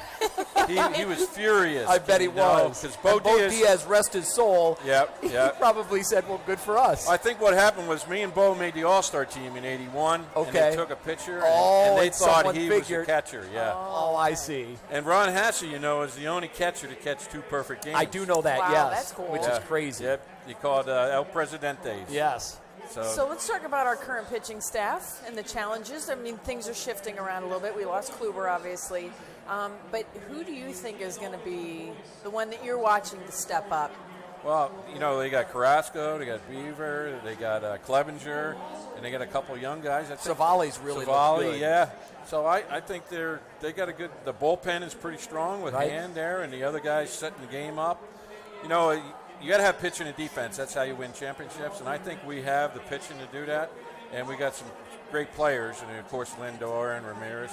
They're great players. I think the Indians can do what all the injuries they had last year. They ended up winning 94 incredible. games And just missing. and just missing the playoffs. I think they got the talent. They don't have a big bopper really, where you got somebody who's going to hit 40 home runs. Right. But they have the other guys. They'll drive in 100 runs. Yeah. Hit 30. Lindor, you never know what he's going to do. Sure. And getting that kind of power, too, from shortstop Right. is almost like a bonus. You It don't is. expect that, and it certainly helps the totals overall. When you look at the division, obviously the Twins won 100 and they got better. They got a lot better. And the White Sox, who are just loaded with these potential superstar young players, they got better. How do we fit in? Well, I think we can win the division, but it's not going to be easy. I mean, Minnesota was always a team, they finish first 1 or 2 years, and then they drop off. Yeah. And then they come back 5 or 6 years later. You know, the Indians have been pretty consistent. I think it's not going to be as easy as it has been in the years past where they win the division by 15, 20 games. Right. I mean, Detroit's not going to be, I don't think, in the picture, but they got the White Sox with a lot of talent, like you said, and Minnesota's going to be good again. I mean, they brought in some players in there, and they're going to be tough to beat. I think it's going to take 100 wins to win. I do too, yeah. As a Major League alumni, when the Houston Astros cheating scandal comes up, how does that make you feel? It makes me feel mad. You know, it's terrible that they have to cheat. With the way you look at their team, how good their team is, why would they need to cheat like that? I mean, it's a terrible thing. I think they should spend a lot of the players and all that. What do you think about that? So the guys that get dinged are in management, and in some cases unfairly. I think Hinch was collateral damage. Right. The players were the ones that were using and benefiting from the system, and also, by the way, financially benefiting. Sure. Because some of them had incredible years and signed big deals. Right. Tens of millions of dollars. And they're off scot-free. And it shouldn't be that way. I mean, you got guys that do steroids. You got Pete Rose that bet on games. Right. They punish these guys. This is cheating on the games. It's the same thing in my mind, so they should be punished. But it doesn't look like they're going to do much, right? It looks like it's over. Yes. I know. That's the thing I don't understand, especially bringing up Pete Rose. He's a singular guy who's out for himself in that. Right. This is literally the entire team. Yeah. Well, what's funny is... It just is so frustrating. And you know this because it's posted in every big league clubhouse. The cardinal sin in baseball is betting on the game. Right. It always has been. As soon as you walk in there's a big sign that says that. And Pete saw that over 4,000 times. Yes. You know, Yeah. he knows what that means and what that meant. But in looking at that, what bothers me more than anything is Pete never, that we know of, bet against his team. Right. Pete was the ultimate competitor and wanted nothing more than to win. He'd push his mother out of the way to get a win. Yeah, he'd run her over. He would run her over. Yeah. Ask Ray Fosse. Yeah. So he knows. What's incredible to me is this man will probably die not in the Hall of Fame, and it's my guess that he'll put in posthumously. Right. But he's been really suffered the ultimate punishment.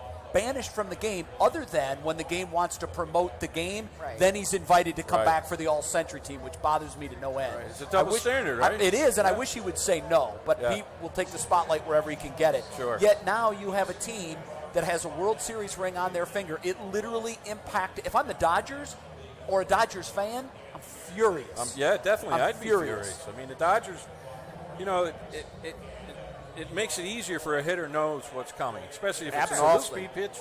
And, you know, the Dodgers were one of the best teams in the league, and for them to cheat like that, the Astros. And if you don't think it makes a difference, the team that won the 17 World Series cheated. Alex Cora takes the same system to Boston, and they win the World Series in 20. I think it has more of an impact on the game than steroids. Yes. Because with steroids, you likely have players on both teams doing it, and it kind of comes out in the wash. It's kind of equal, yeah. But with stealing signs, it is, I think, one of the biggest advantages you can have in any competitive sport. The mystery of not knowing what's coming is what puts the hitter at a disadvantage. Right. When he knows, you take that away. Yep, exactly. I mean, the hitter knows the fastball is coming. It doesn't matter if it's 100 miles an hour. If he knows it's coming, sit on it. They can sit on it and hit it. These guys are that good. Yep. Same thing with a changeup. And that would be an easier pitch for them to hit because it's all Absolutely. speed. Right. They can Stay back and drive it. Stay back and kill it. Yep. So it's you know, I think they should be punished, but they're not going to do anything. I'm with you. I'm with you. Frustrating. So how's your golf game? My golf game's not bad. I mean, I'm getting ready for my season. I coach at Notre Dame College, and our season starts next week. We're going to How do you look? We look pretty good. We lost in the championship game last year, so this year we look to improve. You got a lot of guys back? We got a lot of guys back, a lot of freshmen. They got good. I've got probably 6 freshmen that throw anywhere from 85 to 90 miles an hour. Wow. Oh, my word. The only thing is they're here, they're there, and Yeah. they're up and down, but they're learning and they're getting better. That might have been you once upon a time. I threw one up in the press box in Fenway Park. You also threw a perfect game. Yeah. So it's a memory that anybody in Cleveland will remember forever. I got better as I got older. Have you ever, I'm sure you've thought much about this, what was it about that night? Because you had great stuff, but that night, watching you that night, your curveball was unbelievable. What was it about that night that everything worked? Well, I was having a good year in the team. We were in first place at the time. Yeah, and, which was very rare that late very in the rare, season, yeah. May 15th. And I was down in the bullpen warming up. First, I got there late because I had to pick my brother up. He was late at the airport. So anyway, I'm warming up, and me and Hassie, of course, I thought he was a great catcher. He was a converted third baseman. Right. But I was throwing a lot of fastballs early, and then in the bullpen, the curveball was working. And then I get in the game. I didn't throw really a curveball until a little later on. I was throwing a lot of fastballs. And then we realized it was just breaking so sharp. You lived on it then. And then after that, 'cause I was a fastball pitcher. Normally I throw 120 pitches. 95 would be fastballs. Right. In that game, I threw like 65 or 70 curveballs out of 103. Wow. So and I couldn't find, after that game, I couldn't find that curveball. I was looking for it all. It was never exactly like that, but Yeah.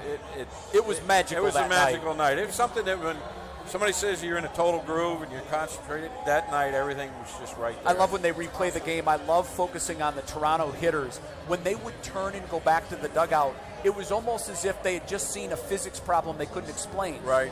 They were seeing balls that were, and you were a fastball pitcher, so they were looking for the ball over the middle. They were diving at pitches that were, Hassie was reaching across the plate to catch them out of the zone, and they're walking back to the dugout like, what in the heck just happened? It was phenomenal. Yeah, it was a great night, and then it was something that, my next game I came back down to earth real quick. I threw a 3-hitter complete game. I gave up 3 solo home runs. We lost 3-0. There's that Indian support that you used to get. Yep, exactly. Well, that you lived on the edge in that you. game. It was 1-0, wasn't it? Yeah. Was it 1-0? So it was, the game was literally hanging in the balance, even with the last pitch of the perfect game. Yeah, back then we had good pitching, good defense. We Not much scored hitting. about 3 or 4 runs a game. And that You're was being it. nice. Yeah. Maybe it was 2.5. I think that's it. Oh, Len Lenny, it's so Barker. good to have you with us. Thanks for hanging out. Great seeing you guys. You Thanks a too. lot. Absolutely. You guys are great. I'll give you a Absolutely. hug. You guys are You know great. I'm a hugger. That's awesome. I can't help it.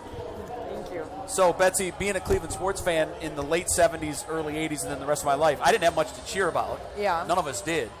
And I think that's why we hold so tightly to that night, that moment, because honestly, until the mid to late 80s when the Browns got great, we didn't have much to cheer for. We I have a saw special you out guest. there. Oh, Look at this my baby. God.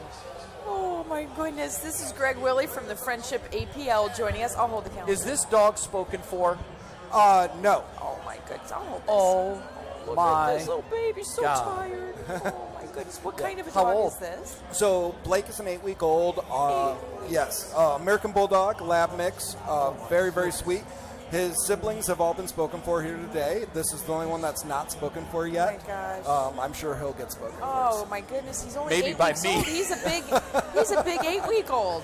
He is. He's going to be a pretty big dog, isn't Yeah, he? 65 to 75 pounds is what Okay. I'm guessing. So this comes to us through a group we work with called Geauga Rescue Moms and Pups. Oh. And Geauga Rescue Moms and Pups takes animals and puppies from high-risk shelters where they're in danger in southern Ohio and all the way up through Cleveland.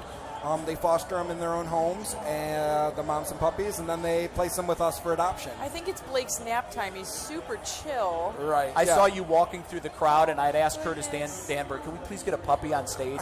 And I saw you walk by us, and I thought, I was hopeful that you were coming here, but then I saw you disappear. Yeah. I was so glad to see that this was the dog that came up here. Yeah, they are they're pretty big, so it was pretty heavy, so I was getting a little tired, so they have me sit down back Right? there. So fans that can come that are coming down to Tribe Fest can leave with one of these beautiful animals. So what we're or doing not. is we're taking families' names so Right. that they can come down to the shelter tomorrow and actually adopt there. Right. We want to have puppies for people to play with while they're here. It's Right. one of the joys of kind of when they're getting the pet calendar, that they can actually sit there and play with the puppies. It also gives the players a chance to kind of decompress as well, to interact with the puppies and Yes. sit there. And there's nothing like seeing like one of the players sitting there. Jake Bowers actually had one of the puppies fall asleep right in front of him on his arms, and it was like, I mean, what's cuter, an athlete with a vulnerable little puppy in their Well, arms? some of those guys are just smushy about Right. their dogs. Mike Clevenger and Zach Plezak both got a brother and sister, and they came to visit us. They did weather with me, and their puppies, literally they're goobers. I told them that to their face. You guys are goobers about these dogs. But they become a part of the family, and, it's that unconditional love when they come back from a road trip or whatever. absolutely. The dog doesn't care if they had a bad game. Right. So it kind of translates for everybody, I think that's what's awesome about dogs and puppies and cats and kittens is they, that unconditional love, that just is always going to be supportive of you, that's always going to They never have a bad be there. day. Yeah, exactly. Really. Exactly. They get very tired. if you're having a bad day, they have no idea, and you open that door and they pour their love all over you. And I often say I feel sorry for people that don't share the love of a dog. Oh, I agree. Because it's so unconditional. It's like no other love, really. Let's talk about this calendar real quick. Where can people get this calendar? Well, right now they can come down to TriFest today and get it right over at our booth, and it benefits both the Friendship Animal Protective League and Indians Charities this year, and it features all these players with their pets, really, you can't find anything cuter. That picture, Mike Clevenger in front of the Hope sign, and with cloudy days on Maria's garden. It's so beautiful. So, it is just unbelievable. We're going to ask about this. Yeah, and some people have very unconventional pets. And Oscar is our next guest, so we're going to be having a little chat about the goat thing here. And then the calendars will be on sale at Friendship Animal Protective League soon, and we'll keep people posted on our website about that. Wonderful Awesome. name, nice writing room size. Thank you for coming by. Oh, thank you for having me. Thank Beautiful you so animal. much. Come on in, Oscar. That's Come okay. on in, yeah. Let's swap out a little bit here. That's a gorgeous animal right there. Isn't that so sweet? Okay, now I just want to point something out that. Oh, sure. Thanks. Look how cute. Look at that little Oh, boy. my goodness. This is Blake, by the way. He's just going to chill. All right, I just want to point something out. Carlos Carrasco has a tiger. That's tiger. Awesome. Yeah. Big fan of the movie Hangover. Oscar has a goat. What's with the goat? So have you ever had goat cheese? I don't have a puppy. Right. And they were like, "Oh, send us a picture," and I was like, "Well, I don't have a puppy." And then they're like, "Oh, well, do you have any pictures?" And I was like, "Well, I have a lot of pictures petting goats." So I ended up. They were like, "Oh yeah, that's perfect." Goats are wonderful pets. As a matter of fact, Jose Ramirez is doing goat yoga here, which we have to take a look at. That's really? just yes. Oh, that's awesome. I know. Yeah. That, Oscar, I actually wants want to in go on do that. So does Oscar now. So this is Blake. This I guy's awesome. think he likes. now. I think he likes you, Oscar. He's just chilling. I think he likes so you. how are you? What you been up to this off season? Just hanging out in Tampa. My family over there and everything. Yeah? So yeah, I went to Colombia. My cousin got married, so that was fun. Had you been there before? Yeah, that's where I was born. Oh, okay. Yeah, so I'd say you've been there. Yep. And now we go almost every year now for the holidays, spend it with, because most of my family's over there. So me and my family, then my uncle and my cousins will all go over there and hang out. So going back to a Latino country, then in Latin America, where baseball and soccer, those are the two big ones, right? What is that like? How does your family receive you and the community around that? Well, the biggest thing is, like you said, it's a country where baseball isn't really like the main sport, so we tend to.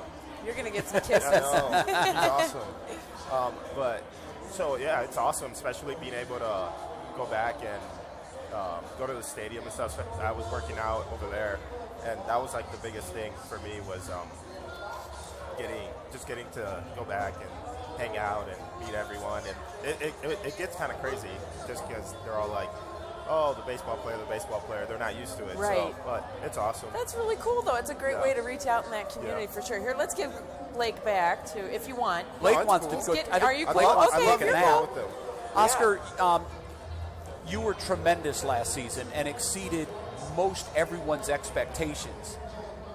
A, did you even exceed your own expectations? And B, having the offseason kind of reflect back on what you were able to accomplish, how did you digest all of that?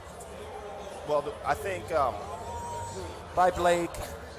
Yeah, I was able, going back into the season, I started looking back and I was, you know, you definitely take it step by step, and I was super excited to just get the call up. I was a few years ago, I was in high A, and I wasn't exactly performing to the standards that I thought I was going to be at come that age, and I started kind of doubting myself. Really? Yeah, and I look back at that, and then I look back at the season that I had moving at AA and AAA, where I was able to kind of put things together, and I realized how crazy it was, and the fact that the Indians kind of believed in me, and then being able to go up, like, it was surreal. Once I got up, like, all I was telling myself was, like, you made it, and then it kind of gave me that relief, and then being able to get the chance to play. Tito did he was awesome in allowing me to get the opportunity to go out there and show what I can do. And did you exceed your own expectations? Be A little honest, bit, because yeah, I mean, the year you had, no one saw it coming. You kind of tend to hear the big league, it's hard, and you know it's hard. It's the best players in the world. So I started telling myself, like, just go out there and show what you can do. You know, you almost want to stay afloat. You don't want to be overmatched, but then it got to a point where I was like, you belong. Yeah, like I belong here, and you know, I think I can do this at an everyday level, and thankfully I was able to do that. A lot of the guys have brought up Tito's name, whether we've pitched it to them or not, but he really is, you know, a huge deal in our organization. He's incredible, and a lot of people will ask me, how is he, because, you know, everyone knows his accolades as a manager, and, you know, they speak for itself, but as a person, he's unbelievable, and he does such a good job of just keeping everyone loose. He can relate so well to not only the young guys, but the older guys, and I think that's a big thing in a clubhouse, being able to communicate with everyone. You know, you get different personalities, people, different nationalities as well, different ages, and he just does such a good job of being able to be there for everyone, and I think that's a big part as to why our clubhouse is so close. A lot of guys pick one thing every offseason that they want to focus on. What was that for you this offseason? I kind of just focused on the same things I did last offseason. I kind of told myself hitting and defense and everything, the things that got me to where I am and allowed me to have success. So if I keep building on that, then I'll be okay. And that's kind of what I've been doing, working with the same people, communicating with the same people, whether it's hitting or just working out, and understanding the things that I have to do and just knowing myself better as a player. Well, I think it's really been awesome to see, almost as you've been able to accomplish things, you've had plays, and it's like you stand up and you're even kind of like, holy moly, like, whoa, I can't believe I just did that. Do you watch stuff back? Sometimes. I think it's important to go back and take a look at some of the stuff that you did, because I think it builds confidence, and it kind of gives you that mental edge, like, this is what I can do. And so sometimes I'll go back and I'll take a look at a few, especially at bats, because I think that's the biggest thing. I wouldn't want to go back and take a look at the stuff in which I failed and just be like, where did I go wrong? Because, you know, right. It wouldn't be good for my focus on what's right. So I'm focusing kind of on the things that I did right, and understanding on how I felt when those moments came, and trying to kind of do that over and over. Mm-hmm. Home runs just happen if everything's going right. Rarely do guys go up looking for home runs. Oftentimes when they do, they're quicker to the dugout than they want to be. Have you thought about what your home run ceiling might be? Because as I look at you, you haven't fully developed into your man home run body yet, and that's coming. What's your high end? What's your ceiling for a season? I think so. Even last year, I wasn't expecting for the power to come. I knew I could hit the ball out the park, but at the level that I did, so I kind of wasn't expecting it. So I kind of take it like that. I don't want to buy into it too much, because I don't want it to change my approach at the plate. But at the same time, I think, you know, there's more in there, and especially when you're under my belt, then I think I'll be able to, you know, build off that and maybe go a little higher next year. I think it's coming. So what are you going to do in your last, 12 days of freedom? I got 1 week at home, and I'm just going to hang out. Because it is a grind, isn't it? It's incredible what a grind it is. As soon as you head to Arizona, it's every day. So just keep this week. When I get back home, it's just going to be doing the same thing over and over. So good. Thanks so much for hanging out with us. You're fun to watch. It and, is. and we're thrilled for your success, and we are extremely excited about what's to come. You've just scratched the surface. Thank you. Good luck to you. Have a great 2020. Yes, sir. Thanks. All right. Yeah. Very, very fun player to watch. Gives it all with every single effort, every time he steps on the field. Thank you. And he's a fan of goats. So right, yeah, I mean, there's that. Goat it up. Do that for sure. Well, we have Christian Arroyo coming up next, an infielder with our tribe. Here he comes. Come on in. We got some dog hair here for you, Christian. It's all good.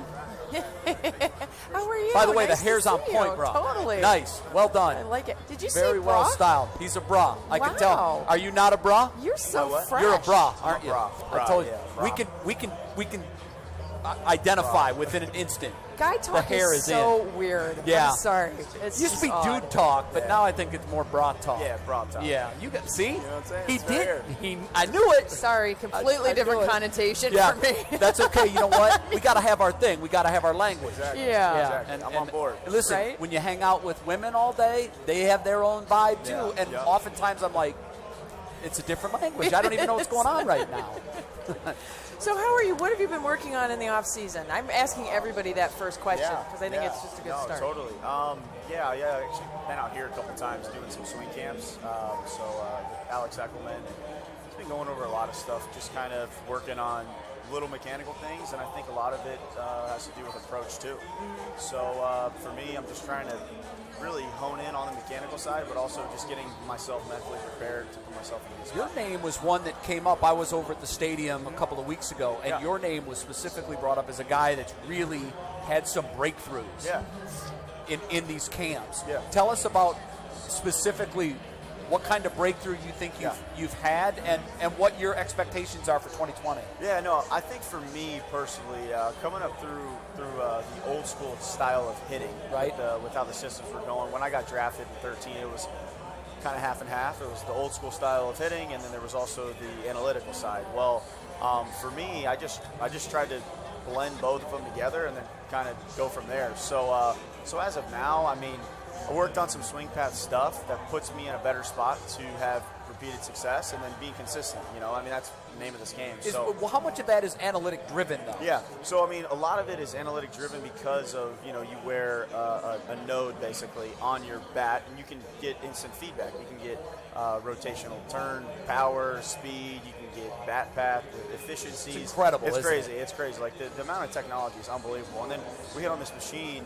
It's off to the side. It's called a hit tracker or hit tracks, and it can measure exit velos, launch angles. It measures literally everything you can possibly think of. So it's pretty incredible, and I think the instant feedback and the numbers can help if you use them the right way.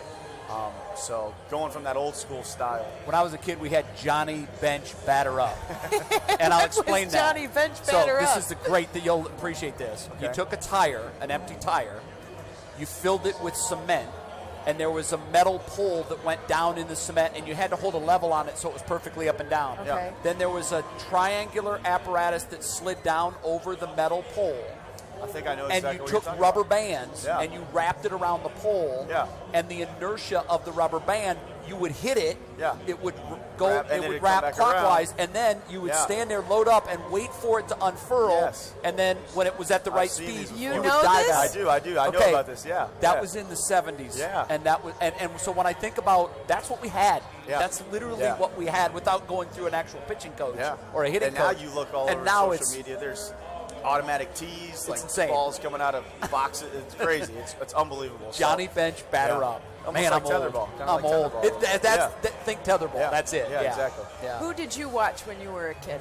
Ooh, who did I watch? Well, I was born and raised in Tampa, so naturally I was a Tampa fan through and through. So I watched Evan Longoria a lot, Rocco Baldelli, Rocco. Derek Jeter. I was a big Rocco was one of my Treme- favorite players growing up. he He's was actually tremendous. the first big league jersey I ever had was Rocco Baldelli's. Yeah. And I had the chance I was to there when they drafted him. Yeah, really? I worked in Tampa. Okay, awesome. And this kid walked in this press conference. He was 6'5", and everybody. This is what I wish they would have done. They said, It's next Joe DiMaggio. Yeah. He ran, he hit for power, then he got a terrible muscle disease, and now he's coaching the Twins.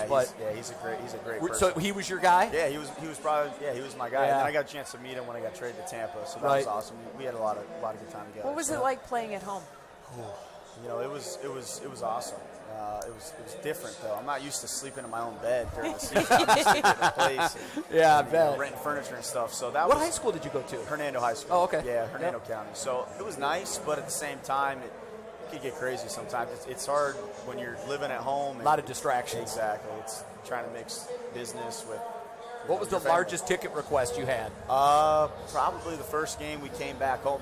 The first game I played was on the road. We were in Anaheim playing the Angels. So when I got home, it was mayhem. Right. Yeah, it was mayhem. It was like 20.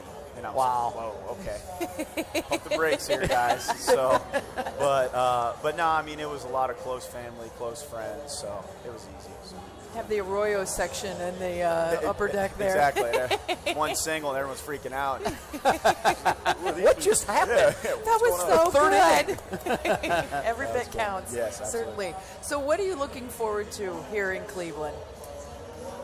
Just the opportunity, I guess. You know, when I got traded over in July, that's all I really wanted was a chance. And talking to the front office, they spoke highly of myself, but about the organization. So, and I've only heard really good things. I've had a bunch of players that I've played against or with, or even friends that I've had that have played in this organization, and they're like, man, it's a phenomenal organization. I could see that from the very first day that I got traded over here.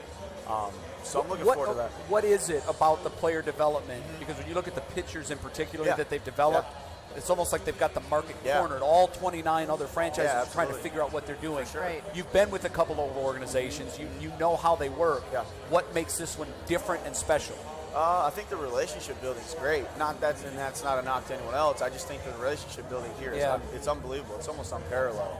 And every organization, they truly are trying to get the most out of you as a player. But here, I mean, they go above and beyond. I never heard of a swing camp. Like, that was like foreign to me. And then all of a sudden, I get invited to 2 or 3 of them, and I was like, okay, yeah, let's do it. So I was fully on board, and I just think that they truly care about the players and the situations that they put you in. They're looking. They want you to succeed. Right. So, I think that just speaks volumes of the front office and what they've done here.